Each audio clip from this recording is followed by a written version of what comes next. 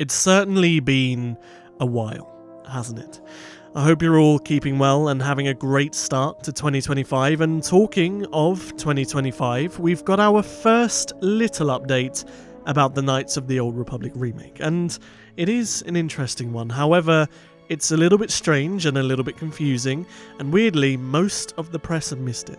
And I'll explain why in a moment. Now, this is a little bit delayed. This information came out a few days ago, but better late than never, right? So, the last time we heard anything official from any members of Saber Interactive regarding the KOTOR remake was pretty much a year ago now, just after Saber was sold by Embracer to Beacon Interactive, and the CEO of Saber, Matthew Karch, stated on record that the game was alive and well, and that they were dedicated to exceeding expectations with the remake. And then the last thing we heard in any official capacity was that the game was mentioned in a press release about 6 months ago, conveniently missing the word remake in the title, which I speculated could have been significant, but I digress. Check that video out if you want to know more. But this all changed several days ago when both the CEO and the CCO, the Chief Creative Officer, both spoke about it in some capacity, although not necessarily directly. So as for the CCO, Tim Willits, he recently tweeted that Saber Interactive is one of the largest independent developers in the world. We are working on numerous games across many different genres. Everything that we have talked about is still in development. We will share information on upcoming games when we have something cool to share. Now, funnily enough, Tim tweeted this because they recently announced Space Marine 3 already, which led to many of the replies being about other titles like Jurassic Park, Toxic Commando, Knights of the Old Republic, Turok, Avatar, and how the hell they keep announcing massive AAA games while only being one studio. But many people don't realise how big Saber Interactive are, with over 2,500 employees, which is nearly 3 times as big as CD Projekt Red, for example. And while Tim doesn't explicitly mention Knights of the Old Republic, it can only be assumed KOTOR is one of those games still in development, as they have spoken about it within the last 12 months. Now, this is the information that the press picked up, so you may have heard about this already, but it's not the most interesting thing said about the Knights of the Old Republic remake in the last week, which, like I said, the press have weirdly ignored. So, a journalist by the name of Stephen Totillo, who is relatively reputable in the industry, claimed to have had an interview with the CEO, Matthew Karch, recently about Saber, Embracer, and all things surrounding the two companies. And of course, in this interview, the topic of Knights of the Old Republic came up, as it always does, and Matthew himself didn't have much to say, aside from the tried and true response of, "It's in development and we're working on it." However, what's very interesting is his PR rep apparently stated afterwards that regarding Star Wars, Saber want to let Disney and or Lucasfilm take the lead when talking about any of the games that are tied to Star Wars and its characters.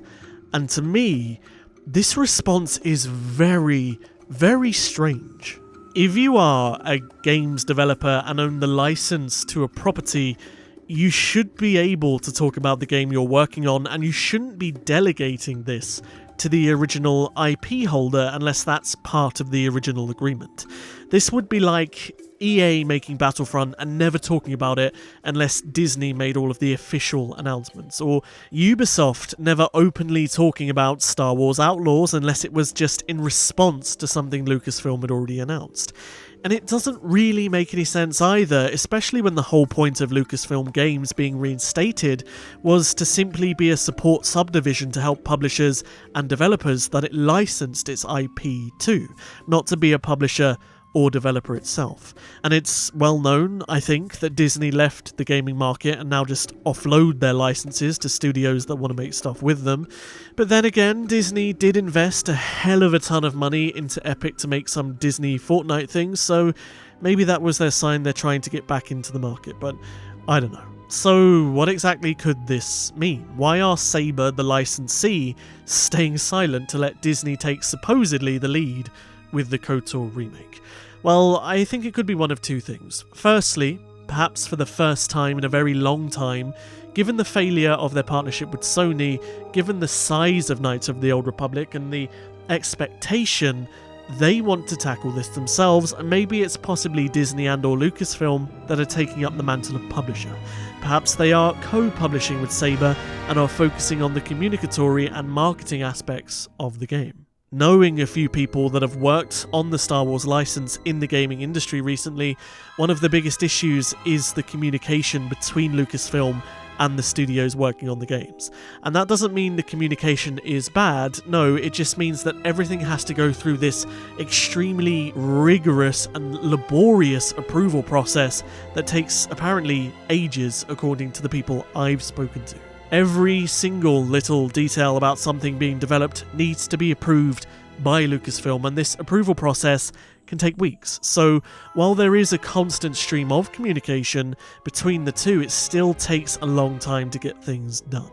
It's very possible that to streamline this, maybe Saber are delegating it all to Lucasfilm so that they don't need to go through this rigorous approval process whenever they need to talk about anything in regard to the game, which, you know, does sound like it could help move things a little bit quicker. But saying that, maybe that deal between Disney and Epic last year is an indication of a relationship developing there. I think at this point it's widely accepted that Sony might not be involved with the KOTOR remake anymore as the publisher, so that leaves the publisher's future up for speculation. And Epic are a very, very well-known publisher with a lot of money.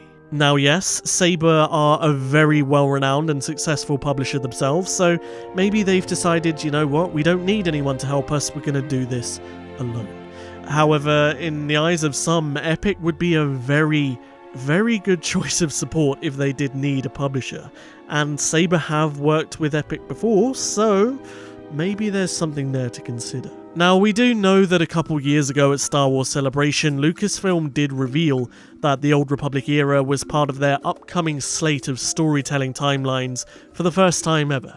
And admittedly, Knights of the Old Republic remake would probably be the best way to introduce people to this era rather than making some books or comics or a really crappy TV show that, let's be honest, will never be able to capture the essence of the games.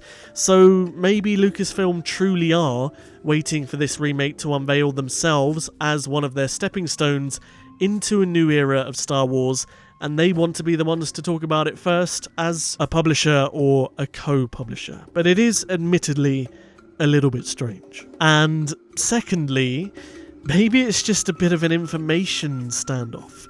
Knights of the Old Republic remake has been somewhat of an information void over the past few years. It's like nobody from nowhere is allowed to speak about the game, otherwise their family are going to be hung, drawn and quartered.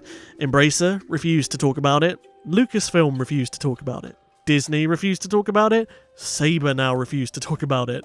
And hey, they say no news is good news, but maybe Saber are just like, you know what? We're going to make the game, but we're not taking the flak. You guys deal with any kind of marketing or public relations regarding this game.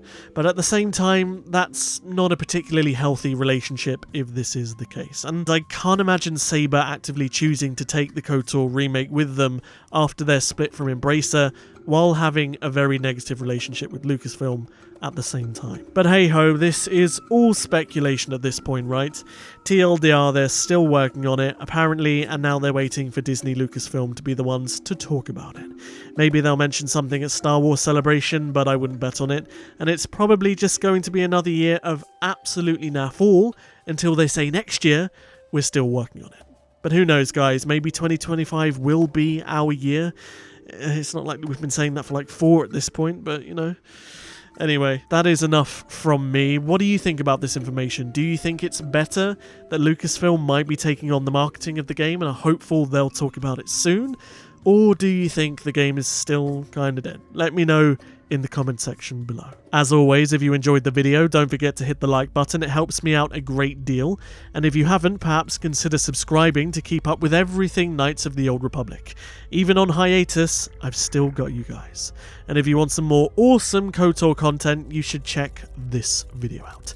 It's a deep dive into why the Jedi hated Revan after Knights of the Old Republic. I'll see you there.